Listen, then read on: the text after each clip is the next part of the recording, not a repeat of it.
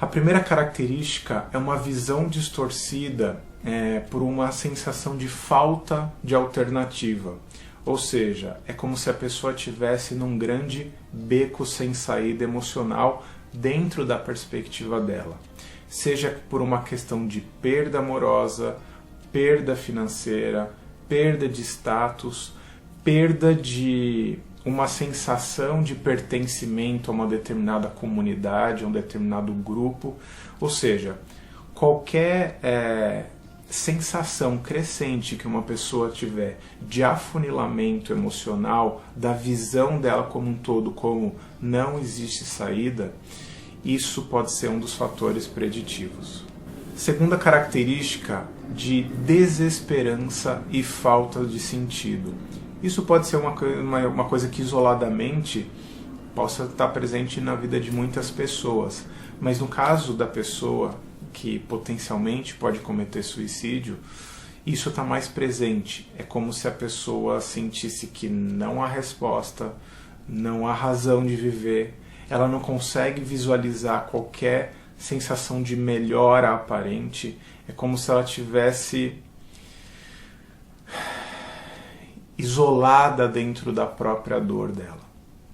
E isso leva a gente a entender o terceiro item, que é um sofrimento constante. A sensação de que nada mais faz sentido, acompanhada de uma dor emocional. Uma sensação constante de desagrado, mal-estar. É como se ela sentisse o corpo, a emoção, a vida dela arder de um jeito que vai se tornando cada vez mais insuportável. Não raro a pessoa que intenciona ou está numa posição frágil, ela pode fazer o uso de alguma substância, seja cigarro, álcool, maconha, cocaína, crack, medicação, qualquer tipo de substância que vise na cabeça do usuário aliviar uma sensação de mal-estar emocional, seja para poder colocar mais energia, ou seja para poder fazer com que a sensação de mal-estar aparente aconteça. Então isso costuma estar relativamente presente. A perda de interesse a respeito das coisas também vai acontecendo. É como se a pessoa fosse gradativamente apagando as luzinhas da casa dela, porque é como se ela fosse se desconectando do mundo real, se desconectando das pessoas e coisas das quais ela era apaixonada. E isso vai levando ela a uma sensação também de isolamento social. Ela vai se fechando mais na vida dela, com as coisas dela, no quarto dela, na mente dela, e não trocando mais nada com as outras pessoas, nem buscando nada, nem oferecendo nada. Não raramente começa a haver um descaso com a aparência.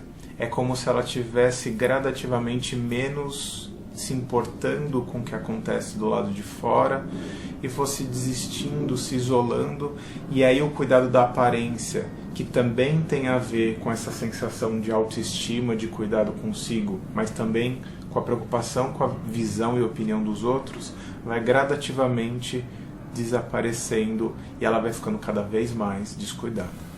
A alteração de humor também é uma característica presente, às vezes em picos de euforia meio incompreensíveis para quem olha de fora, e fases outras também de apatia, de desinteresse completo, de mal-estar, como se ela estivesse sempre entristecida, um pouco deprimida. Na prática, isso se manifesta também com uma apatia de modo geral. É como se ela não fosse responsiva às coisas, sejam notícias boas, sejam notícias ruins, sejam notícias de modo geral, uma apatia.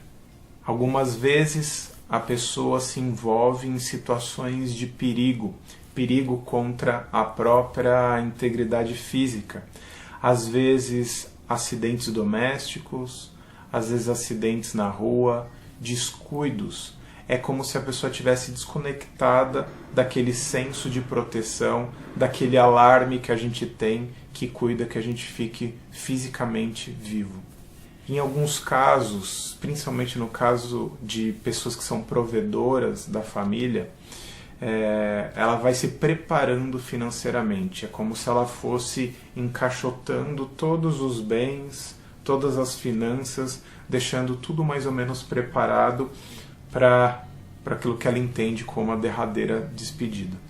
Em alguns casos, você também pode notar um estado emocional, às vezes de ódio, raiva e às vezes até sentimento de vingança, como se a pessoa tivesse querendo esganar alguém de modo constante. Isso acontece em alguns casos.